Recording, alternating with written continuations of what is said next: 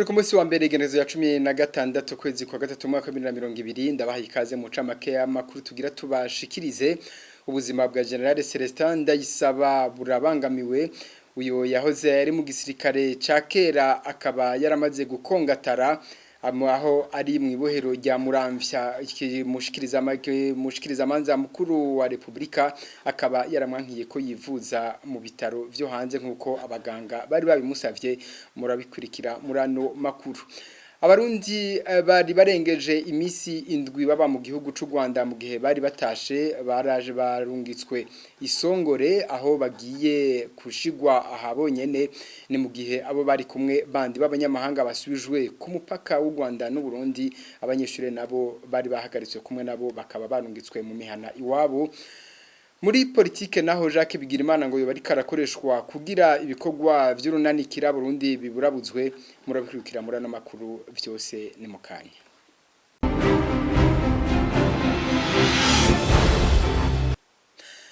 Ndasubiye kubaramutsa abantu baba amajana 5 harimwo abanyeshure bamwe biga mu gihugu c'u Rwanda nibo bashizwe ahabonyene mu ntara ya Ngozi kugira bakurikiranwe neza mu kurinda ko mu Burundi ingwara ya coronavirus ihashika.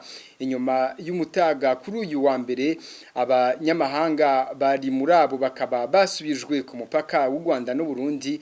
Abarundi bari bamaze imisi irenga indwi mu gihugu c'u Rwanda bakaba bashizwe ahabonyene Isongore muri komine ya Kiremba mu ntara ya Ngozi. Abanyeshure nabo bakaba batashe iwabo. Ni inkuru ya Darlene Irakoze. Inyuma yaho mu Rwanda habonekeye umuntu wa mbere agwaye ingwara ya coronavirus imaze igihe itikiza inganda mu bihugu bitandukanye vy'isi, ico gihugu c'u Rwanda caciye gishiraho ingingo ruhasha kugira barinde ikwiragira ry'iyo ngwara mu gihugu. Muri izo ngingo zafashwe harimo ko amashure ahagarara mu kiringo c'indwi zibiri.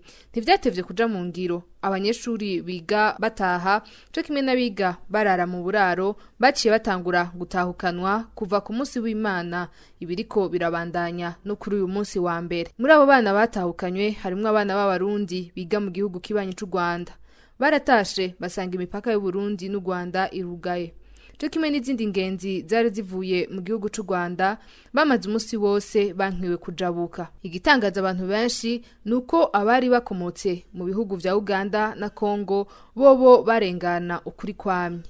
Abo bari bakomotse mu gihugu c'u Rwanda baratevye baremererwa gutaha mu gihugu cabo. Inkuru twaronse nuko ejo kuwa Mungu mu masaha ya 9:30 y'ijoro haje ibiduga binini vya gisirikare gutwara abo bari barindiriye ku mupaka. Baciye bajanwa mu ntara ya Ngozi aho bari bateguriwe kwegeranirizwa ku ishuri ry'ubuvuzi rya paramedical. Amakuru yandi duhabwa n'abegereye aho begeranirijwe abo bantu baba amajana 5 harimwo abagore, abagabo, urwaruka, inzoya. Aho begeranirijwe nta mfungurwa baronswa. Abakenyezi nibo bafise aho baryama nayo abagabo bo bakaryama mu birasi batagira nako kwiyorosa. Nta bwiherero busukuye buharangwa. Icibagiwe co n'ubuvuzi muri ico kibanza. Nta bipimo bagirirwa abasanzwe bagendana ingwara zidakirabo ngo barageramiwe. Uyu munsi kuwa mbere mu masaha ya 9:30 z'umuhingamo abo begeranijwe kuri iryo shuri rya paramedicale niho baronswa ikintu co kugarura mate, ni kuvuga agakate n'icayi. Nyuma barapimwa ubushuhe baraheza barekura abanyeshuri barataha. Abanyamahanga bari bashizwe ahabonyene baciye basubizwa inyuma ku mupaka nayo abarundi bari bamaze imisi ishika kuri ndwi mu gihugu c'u Rwanda bakoranirijwe hamwe mu kigo ca Songore muri komine ya Kiremba mu ntara ya Ngozi. Intumbero yo kwegeranirizwa aho hantu yari yo kugira ngo abantu baturutse mu bihugu vyabonetsemwo ikiza ca coronavirus basuzumwe mu kiringo c'imisi 14 bakaraba ko batoba baranduye uwo mugera imbere yuko bashika mu ngo zabo aho basanzwe baba. Abenshi bakabona ko leta ico yari ishaka gukiza arico yishe. Ivyo bikaba biruko mu gihe iyo ngwara imaze gufata ibihugu bitari bike vy'isi harimwo n'ivyo ku mugabane wa Afrika. Karere k'ibiyaga binini no mu karere ka Afrika y'ubuseruko mu bihugu vya Kongo, Kenya n'u Rwanda niho hamaze kwibonekeza iyo ngwara, aho mu Rwanda hamaze gufatwa abantu bagera kuri 5. Arakoze Darlene irakoze abamaze gufatwa niyo ngwara ubu bakaba baharugwa kuri 5 mu gihugu kibanye cy'u Rwanda igisata c'ubuvuzi kikaba kimenyesha ko bariko barabakurikirana bane bakaba batangajwe ku munsi w'Imana uheze. Turabandanya makuru n'igisata ca politiki runanikira Burundi ruriko ruraburabuzwa n'umugwiseni inyuma yaho Domitiano Ndayize yaserukiye ugoronane mu matora y'umukuru w'igihugu yankiwe kwitoza ubu naho nabashizwe imbere ku ntonde z'abashinga amateka n'abakenguza amateka bariko baraburabuzwa n'ubutegetsi buriko burabikora bubicishije kuri bamwe nka Jacques Bigirimana n'inkuru tubaza Thierry Bigirindavyi. Inyuma yaho umugwiseni wanki uzoserukira unanikira Burundi mu matora y'umukuru w'igihugu n'abanywanyi b'ugo runani bari ku ntonde zo matora y'abashinga amateka n'abahanuzi b'amakomine bariko baraburabuzwa n'umugwiseni. Ndayizeye Domitien yoserukiye ugo runani mu matora y'umukuru w'igihugu yabishikirije mu kiganiro yahaye abanditsi n'abamenyesha makuru kuri uwa gatanu. Abanywanyi b'urunani bariko baraburabuzwa mu gihugu hagati banka kwakira amadosiye yabo. Bisa nibishaka kumbwira yuko burya baje kurya umuhini basotera isuka bakaza kuri jewe ariko bashaka urunani cyane cyane. Ubona data iyo banyankira bakemera abo banywanyi bakadepoza amadosiye yabo uko washaka kubinyerekeye igikorwa nyamukuru kiri mu kugene inama nshinga amateka inama nkenguza amateka n'abasitanteri bizoba byifashe mu gihugu. Ni gisata gikomeye cyane mu buzima bw'igihugu. Urashobora kuba udafise umukuru w'igihugu ariko ufise bene abo nikibuza kugira uruhara kandi ufasha kugira ngo igihugu gishobore gutera imbere. Nico gituma mbabaye cyane iyo ndiko ndabona ko ako kadenderezo kaje iwanje hari ukudendereza kuruta biriko biraba kubyerekeye abanywanyi bashaka kuja kwitoza mu bisata binyuranye by'igihugu. Ugo runanikira Burundi n'ubu rukaba rutazi ico ruzira n'uburutoteza nabujya n'ubushikiranganje bw'intwaro hagati mu gihugu buzi ico kibazo ariko ntibushobore kubatunganiriza. Nta uraja ku radio cangwe kwibarabara ngo avuge ngo ni jewe cangwe no kubera iki. Ico tuzi ni kimwe mugomba kumenya nuko urunani kira Burundi gwemewe n'ubushikiranganje bw'intwaro yo hagati n'iterambere ry'amakomine. Ivyo barabishikirije ejo umuyobozi w'ugo runani agiye muri ubwo bushikiranganje kubaza igituma. Baranamubwira yuko barungitse note muri seni bababwira yuko batabona ico bahora ugo runani. Ico tuzi gusa nuko kugera mu kanya ntihari bwatangwe mu gihugu hagati ijambo rivuga riti aya madosiye y'aba bantu ni muyige kandi umwanya wagiye.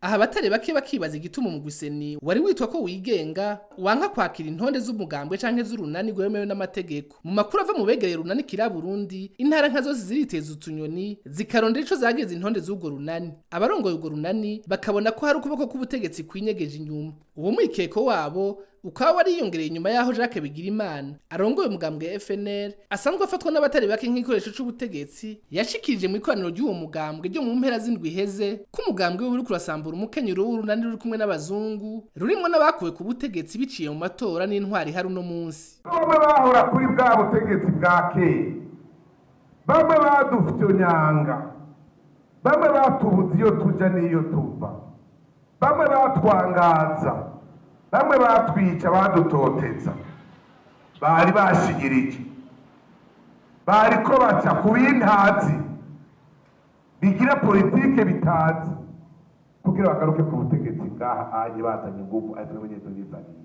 aha abari basinyirije hariho amakoalisiyo mwarumvise abari baje ngo kwitoza bavuye hanze bajya bose inyuma yabo hariyo umuzungu nawe ari inyuma ya bamwe mwakura ku butegetsi biciye mu matora ubu rero umukenyero wabo turagiye kuwusambura.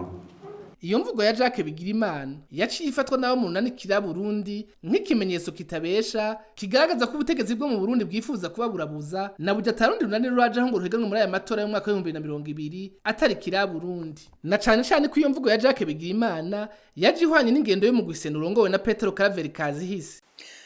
Arakoze na Thierry Bigire Ndavye dossier Jacques Bigirimana ngo ntiyemewe mu mugwi ujejwe gutunganya amatora seni kubera utujuje ibisabwa ivyo nibivugwa na Emmanuel Ndereyimana ajejwe kumenyesha makuru mu runani Sefor Arusha. Emmanuel Ndereyimana avuga kandi ko yashatse kugira amayeri ayo nayo akaba ayakura mu mugambwe CNDD-FDD umufata nk'umwana abafasha gusambura iyindi migambwe.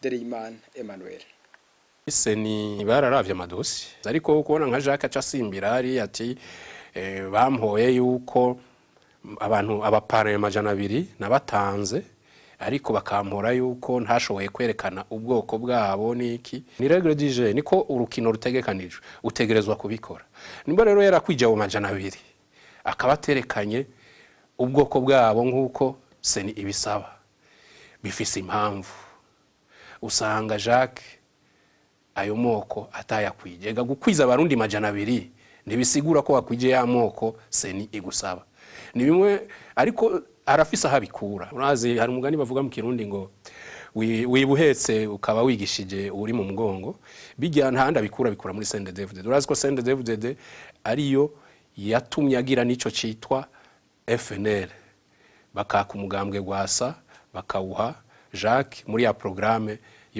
ya nyakuri kuva ico gihe rero Jacques yabaye umwana wabo bahetse abafasha kongereza amajwi CNDD-FDD no gucagagura imigambwe kuyica intege kuyica inguvu.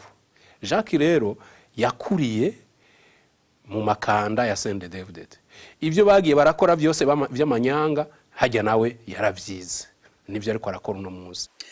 Ngo abashinga amateka n'abakenguza amateka barakwiye kumenya ko hashobora kwaduka amatati muri kino gihe c'amatora bakarashiraho ingingo zo gukinga ko ayo matati aba bikaba bishikirizwa na Reverien Bahati mu cigwa yerekanye imbere yabo baserukira abanyagihugu. Igihe abantu bariko barahiganwa haragira igihe usanga batubahirije icyo novuga umukino nyene wa politike ugasanga hari abantu bakikubiri nuko amategeko ategekanya ingene iryo higanwa rya politike rigenda niho usanga harimwo aba bari ko barahiganwa ugasanga barenze amategeko amwamwe no baha nk'uburorero murabona nko mu gihe citora nka karorero hari umuntu ashaka kuja gutora cyangwa akagerageza kuja gutora mugabo kumbure itegeko ritarimuhera uburenganzira uwo amategeko aramuhana hariho abantu ushaka gusanga bagiye gutera akajagari ariko harabera itora ugasanga barinje biro vyitora kumbure batafite uburenganzira bakinjira bafite nk'ibigwanisho cyangwa ugasanga bariko baragira ico no kwita mu gifaransa pression ku bantu babaje gutora kugira ngo kumbure babatore canke batore imigambwe kumbure baba biyumvira. Ico gitabo nyene kigenga amatora kiravuga yuko abantu bambara ibitso by'imigambwe ku munsi w'itora baramutse bafashwe bahana n'amategeko. Ari nabo usanga bariko barahanahana inzandiko z'imigambwe ku munsi w'itora kandi kirazira. Ivyo birekuwe mu kiringo bita kampanye electorale mu gihe c'imyiyamamazo. Igitabo c'amategeko kigenga ingene amatora agenda bita code electorale mu gifaransa kiravuga neza yuko umuntu afashwe ariko arakora ayo makosa yo mu kiringo c'itora acacirirwa urubanza w'ikibiriraho. Makuru y'agati y'akazi na muntu abanyesha makuru bane b'ikinyamakuru Iwacu barakwije kuri uno wa mbere imisi 145 bafunzwe baciriwe umunyororo wo gufungwa imyaka 2 n'igice hamwe n'ihadabu ringana n'umuriyoni umwe na sentare nkuru y'igihugu mu ntara ya Bubanza. Umushoferi akaba yarejejwe. Abacamanza bari bashashe muri urwo rubanza akaba yari Parfait Umuvunyi yararongoye intahe, Ihuwitonze Eric hamwe na Kaneza Clarisse asanzwe ari warongoye sentare nkuru y'intara ya Bubanza. Icariho c'umushikiriza manza Jean Marie Vianney Ntamikevyo akaba yari yabasabiye gufungwa imyaka 15. Tubibutse ko abamenyesha makuru bahagaritswe kwigenezo ya 22 Gitugutu umwaka uheze ibubanza, bakaba bahagaritswe bagiye gutohoza inkuru muri komine ya Musigati ariko arabera intambara hagati y'abitwaje ibigwanisho n'abajejwe umutekano. Christine Kamikazi, Agnes Ndirubusa, Terence Mpozenzi na Egide Hararimana bakaba bagirizwa gushaka guhungabanya umutekano w'igihugu.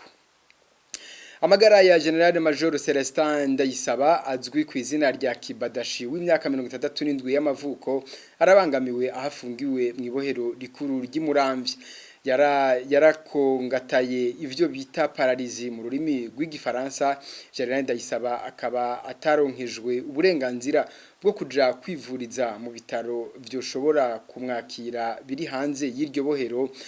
Abaganga bakaba bari baramuhaye impapuro zerekana ko ategerezwa kuja mu bitaro byo mukurikirana neza.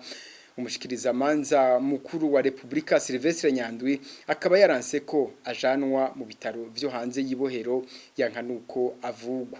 Uyu nyene akaba ari we atuma amagara ya General Celestin Ndayisaba atera atituka. None ngaha duce sozerera no makuru twateguye kubashikiriza. Makoze mese mwafasha umwanya wo kudukurikira naho kwisango rizokurikira. Mugira amahoro wanyu.